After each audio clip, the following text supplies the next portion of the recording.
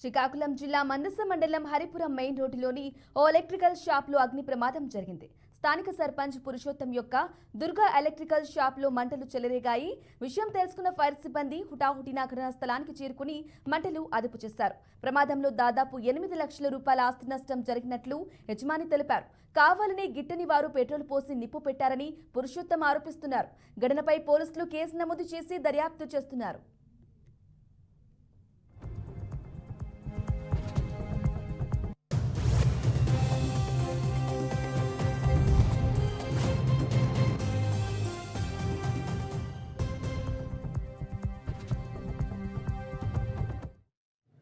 ఎన్ని లక్షలు వస్తుంది? 7 లక్షలు ఉంటుంది. అన్ని కాస్ట్లీ ఐటమ్లే, మోటార్లు, గీజర్లు, ప్యూరిఫైర్లు, ఫిల్టర్లు, ఇన్వర్టర్లు. అంటే పెట్రోల్ పోసే పెట్రోల్ పోసినట్టు బాటిల్ ఉంది. ఇక్కడ అగ్గిపెట్టి పక్కన పడి ఉంది.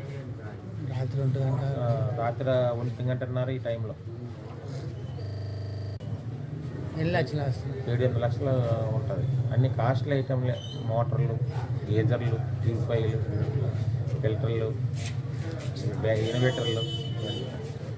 అంటే పెట్రోల్ పోసే పెట్రోల్ పోసినట్టు బాటిల్ ఉంది. ఇక్కడ అగ్గిపెట్టి పక్కన పడి ఉంది.